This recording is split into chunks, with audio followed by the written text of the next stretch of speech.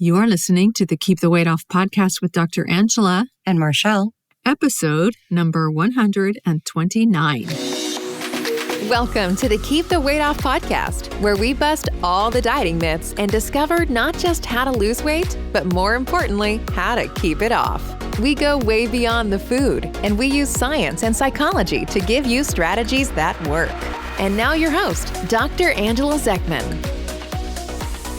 Hey everyone, and welcome to the podcast this week. How are you doing, Marchelle? I'm doing really good. I think we had a little bit of smoke this morning when I came driving into work. The sun was red. It was so creepy looking. I was thinking is this the end of the world? Unfortunately, that was my first thought. But then, I realized it was just smoke in the air. But yeah, it's been pretty smoky. I don't know if it's smoky out your way, but it's a little bit. Yeah.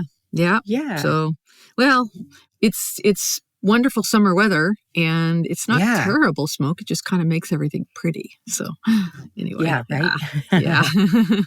All right. Well, I want you guys to know I'm all business. So what I mean by this is I am in a phase where I'm really focused. I've been working hard behind the scenes to get ready for our Belly Busters challenge, which I'll talk a little bit more about in a minute. But this is going to be going on right after Labor Day. So keep your eyes peeled to your emails for announcements about the Belly Busters challenge. Okay? I'm really excited. I signed up already. Of course. Yay! I love it. Okay, something interesting happened this last week that I want to talk about. And I want to talk about it because it's important. And, you may notice that in these podcasts, I sometimes talk about science and I sometimes talk about psychology. And that's because both are important. If you want to lose weight and keep it off, if you want to get obesity under control and get all of its complications under control and keep it under control, you need to understand not only the science, but also the psychology of all of this. So this particular podcast is going to be a little bit more focused on science. And I'm going to keep it interesting and in a way that you can understand it. Okay? So here is what happened this last week. And Marchelle, you're going to remember this. My sister sent me a text message, and she told me that she was having pain under her sternum. Now, for those of you who don't know, the sternum is your breastbone. So right underneath the chest, sort of in the heart area. And she said she felt it especially when she was tired. And she wanted to know if it was anything to worry about. She said, I know it's not your field, but maybe you can help me more than Google can. So one of the joys of being the family doctor, right? So she said that this pain felt the same to her as it had felt about 4 years ago when she'd had some trauma to her chest. So here's what you want to know. My sister just turned 60. She might be carrying around a few extra pounds, but she's not overweight. And the other thing to know is our skinny little mother, who I don't think ever weighed more than 110 pounds, had a heart attack at the age of 57. And she had a triple bypass at the age of 58. And my mother was interesting because unlike most people of her generation, our mother did not smoke. So given all of this, what do you suppose I told my sister? I mean, if it was me, I would have told my sister to go get it checked out. Of course. So that's exactly what I told her to do. I'm like, you never know. Go get checked out. Heart disease symptoms in women are just plain weird. As a matter of fact, my aunt, who's my mom's sister, woke up in the middle of the night and just started shouting at her husband and said, something's wrong. I don't know what it is. I don't even know how to describe it. Just call an ambulance right now. And then she coded in the ambulance. So she just had a heart attack and her heart stopped beating. And it turns out that this was a massive heart attack that had occurred. And so luckily my aunt got help. Gosh, I'm reluctant to even ask this, but did she survive? She survived. Yes, she did. Okay, good. Thank goodness. Okay. Yeah. She got really great medical care. They got her into the ICU. They actually cooled her down to 95 degrees or 93 degrees or something. And that was to protect her brain. And then they warmed her up again, got her all fixed up, and she went on to live another 12 years. So she was like a modern miracle. And so, knowing all of this, I'm like, Connie, go get checked out. Well, luckily for Connie, my sister, She checked out fine. But I still consider her and myself and my brothers, all of us are at high risk just because of our family history and our genetics. Okay? So you can bet that I do everything I know of to reduce my risk of having a heart attack or stroke. Nothing is ever perfect, but there's actually a lot you can do right now to reduce your risk. And the good news is that the things that you do to reduce your risk of heart disease will also reduce your risk of cancer and arthritis and dementia and liver disease and asthma and a whole host of other chronic diseases that generally cause us a lot of pain and disability as we age, and they can cause us to die way younger than we otherwise would have. Okay? Now, before I go too far into this, I want to let all of our listeners know that I'm not going to give medical advice on this podcast. Your own doctor will know your medical history and will know what's best for you given your personal risk factors. I'm just going to give you some general guidance and understanding about the cause of heart disease and stroke. We call heart disease and stroke cardiovascular disease, and it is the number one killer of Americans. So how many of us know someone who's died of cardiovascular disease way earlier than anyone would have thought? I know many. It happens all too frequently. Oh, yeah. Right? Just working in the medical field, I've been exposed to it quite a bit. Yeah. So how does cardiovascular disease happen? Have you ever thought of that? It happens in stages. So plaque accumulates in the walls of the arteries over time. So I'm going to give you a little medical terminology here, and I'm going to explain as best as I can in normal words what this means. And then you can go in and talk to your doctor and use these medical terms and really impress her or him. How does that sound? Sounds great. All right. So here are the stages of the development of cardiovascular disease. The first stage is endothelial dysfunction and lipid accumulation. Okay, wait, what? You're going to have to repeat that. And endothelial dysfunction and lipid accumulation. So let me explain this. This is a medical term that means damage to the inner lining of the arteries. So the arteries, a lot of people get this mixed up. Arteries are blood vessels that carry blood from the heart to the organs. Veins are the blood vessels that carry the blood from the organs back to the heart. Okay? So the arteries are getting damaged. This damage can be caused by factors like high blood pressure, smoking, high levels of blood sugar, inflammation. Okay, and this is something I'm always talking to our diabetes patients about. The importance of keeping blood sugars well controlled to avoid damage to the artery walls. Once the lining is compromised, then these little LDL particles get floating around and they will sort of like sneak up inside the artery wall, and they can trigger an inflammatory response inside the artery wall. Okay, so that's the first stage.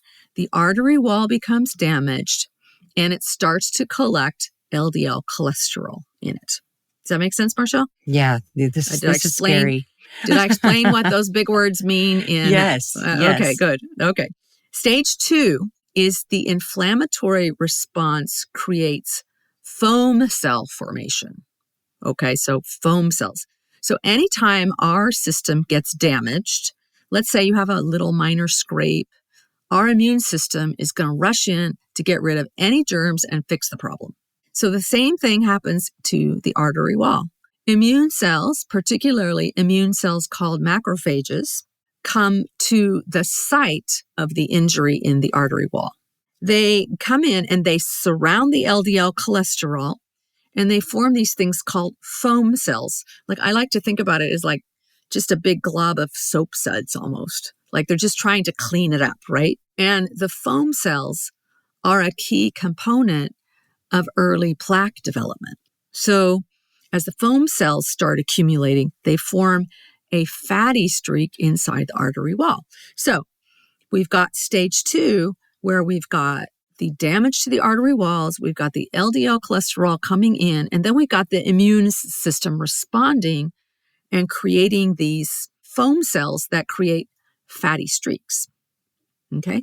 So does that make sense? Yeah. Can I ask a quick question? I'm not sure if you were going to cover this or not, but okay. Are there tests that, like blood tests that you can take like early on that will tell you, that you're, before you could see it or actually have like serious side effects? Is there a test that you could take that'll kind of tell you that? Yeah, there is something called coronary calcium screening that you could do. So you could just Google that and see if there's any place. There's some evidence that sometimes in these early stages, if I'll talk a little bit more about how the plaques start to form and they will collect calcium. And so sometimes you can start to see the calcium buildups. So that's not a very common test though, right? Like you would have to ask for that. It's getting more common, I'll tell you that. Okay. Yeah, okay. You do have to ask for it. It's not something that's routinely done. No. Okay. So we have stage 1 and stage 2. Now we have stage 3, which is the fatty streak formation. So the fatty streaks are the earliest visible signs that a plaque is forming. And they've got foam cells, they've got smooth muscle cells, and they've got fatty deposits in them. So smooth muscle cells are the types of muscle cells that contract involuntarily. So if you clench your fist, you're using voluntary muscle cells. But while you're digesting food, for example, the contractions are from smooth muscle cells in the digestive system. So the smooth muscle cells in your arteries are going to surround the foam cells, and then they will start to develop these fatty streaks. Okay. Again, at this point in time, you have no idea you have any cardiovascular disease at all. You have no symptoms. You're not going to have anything show up on an EKG or CT scan. I'm not even sure if the coronary calcium screen would show fatty streaks. Okay. The fatty streaks can be reversible with lifestyle modifications at this stage. So what this means is that if you stop smoking, if you're a smoker and you stop smoking, if you start eating nourishing, unprocessed food instead of processed food, you can fix this. It's interesting because they did autopsies on young men in their 20s that had died in the Vietnam War, and they found evidence that they were already developing these fatty streaks and plaques, even at that young age, like early 20s. Okay. Oh, I could just imagine with like how processed the food is now, if they were to look probably like what it would in look 5 like. and 6-year-olds, right? You're seeing fatty streaks developing. Yeah. Oh my goodness. Yeah. Okay, so that's stage 3. Stage 4, the plaques grow and they develop fibrous caps. Now this is interesting. So the fatty streaks progress, they collect more and more and more cholesterol, and the plaques get more advanced. And then the smooth muscle cells that are there produce collagen, which forms a cap over the fatty core of the plaque. So this cap is meant to stabilize things. Remember, our bodies are always trying to protect us and stabilize us. So there's this cap over the top of it. Stage 5 is when the plaque ruptures, because unfortunately, the plaques are not always stable. Sometimes the cap becomes thin and weak, and then the plaque can rupture. And what happens then is all the contents of that plaque enter the bloodstream. So now the body thinks that there's an injury. And what does the body do when there's an injury? Clots blood. So now we have what's called thrombosis, which is blood clotting. So the clotting mechanisms get to work. And then stage 6 is where we start to see artery blockage. Could be partial blockage, could be complete artery blockage. So if you think about just an artery, you've got arteries all over your body, going to all different parts of your body. Depending on where this happens, you can have some pretty severe symptoms. So my aunt, this same aunt who had this massive heart attack, she once had it happen in one of her intestinal arteries. So she had massive abdominal pain, and they had to go in and fix that artery for her. If the blockage occurs in the coronary arteries, which supply the heart, you'll either have angina, which is chest pain that originates in the heart. That's if you're lucky. Or you could have a full-on heart attack. And if the arteries that supply the brain are involved, you can have a stroke. So it's important to understand that anytime any part of the cardiovascular system is affected by plaques, you want to assume that all the other parts of the system are affected too. It's all one big network of blood vessels, right? Does that make sense? Yeah. So would this be like the first signs typically that there's something wrong? I mean, could you think there's nothing wrong up until this point? Yep. And then all of a sudden this serious thing happens? Yep. And that's the first time you find, wow, gosh. As a matter of fact, in 30% of cases, the first indication that anyone has any cardiovascular disease at all is a sudden death from a massive MI. Oh my gosh. Okay. And MI is a heart attack, a myocardial infarction. Yeah. Okay. Yeah. Yeah. So I don't know. This is a little bit scary. I mean, seriously, my stomach is feeling a little weird right now. Yeah. Like this is scary. Yeah. Well, my dad started having mini strokes in his 70s. And those were indications that the arteries leading to his brain were being affected. So they checked out his heart. That makes sense, right? If you're having a stroke, you need to check your heart. It's all the cardiovascular system. And I think they even checked out his aorta too, to see if he had any aortic aneurysms. The aorta is the great big artery that comes from the heart. And one of the other manifestations of cardiovascular disease that you may have heard of is a ruptured aortic aneurysm. And that is very, very serious and needs to be treated right away. And many people do not survive that. Okay. So again, cardiovascular disease is something that gets started early. It takes years to progress to the point where we have the cholesterol, the fatty streaks, the plaques, the caps on the plaques, and then the caps rupture, and then we have a blood clot. So you're not going to have any idea that any of this is going on until you get the artery blockage. Okay? I guess the only thing to do would just do everything you can to try to prevent it is what my brain is saying. Exactly. Just hope for the best. Yeah. And I don't think it's ever too late to change. Like, I just have to think that it's never too late to start. So, well, I want to talk about what are the things that put us at high risk. Genetics plays a part in it, of course. Smoking puts us at high risk. Now, we have done a brilliant job in the field of public health at helping people understand just what smoking does to our cardiovascular system. And most people who do smoke are trying to quit. They know that it's dangerous. Okay. High blood pressure, that can really damage the artery walls. Uncontrolled diabetes can really damage the artery walls. But there's something else that I want all of us to understand that puts us at very high risk, and that is visceral fat or belly fat. Okay.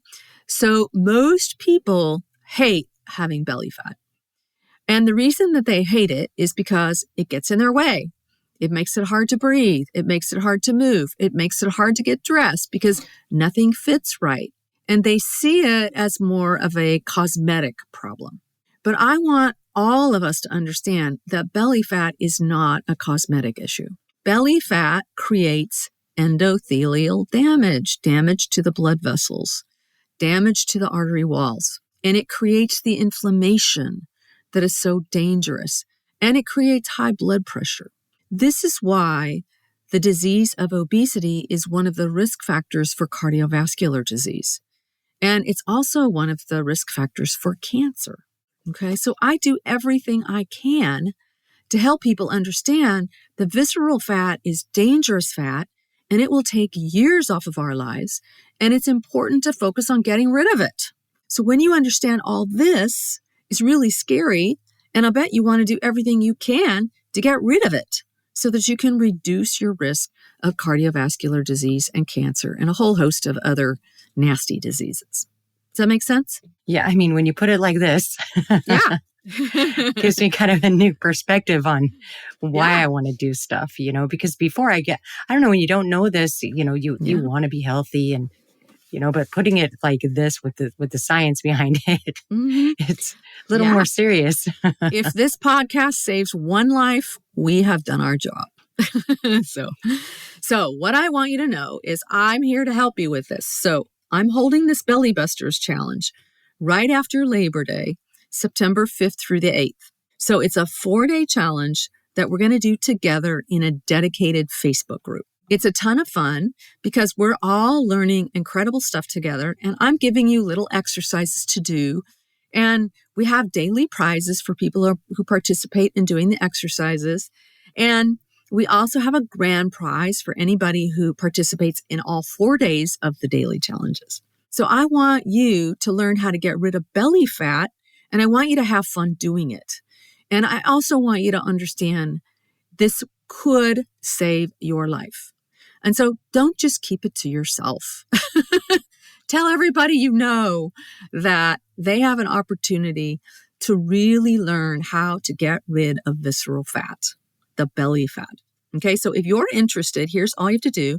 Just go to journeybeyondweightloss.com/challenge to sign up. It's totally free, and you can get going and join us in the Belly Busters Challenge. Sound like fun? Yeah, I mean, I would just say for anybody that's listening that's not familiar with us, this is your opportunity to make a change. Yeah. So I would sign up if I were you. I did. Exactly. Yeah, I don't think enough people really understand that this is a serious health issue. This is not a cosmetic issue. Obesity is a disease. Obesity is not a character flaw. And visceral fat is the problem. And I want you, the listener, I want you to be happy and healthy and vibrant and to live a long, happy, healthy life. You don't need to have all of this pain and disability and struggling with all this belly fat. Let us get to work on this. Okay? So I'm just going to review all those stages of atherosclerosis or heart disease, or cardiovascular disease, so that you don't forget them. Okay? Stage 1, damage to the artery wall and LDL cholesterol particles enter the wall. Stage 2, the immune cells called macrophages rush in to corral the damage and they form foam cells. Stage 3, fatty streaks form when the foam cells combine with smooth muscle cells and fatty deposits. Stage 4, the fatty streaks start to enlarge and form plaques with fibrous caps on them. Stage 5, the caps get weak and they burst, and then that spills all the contents of the plaque out into the artery, and then a blood clot forms because we have to heal the leak, right? And then, unfortunately, the blood clot will block the downstream blood flow. And depending on what artery gets blocked, you'll have symptoms. It could be heart attack. It could be angina, which is chest pain from heart. It could be a stroke. It could be peripheral vascular disease, which means the blood flow to the legs isn't working correctly.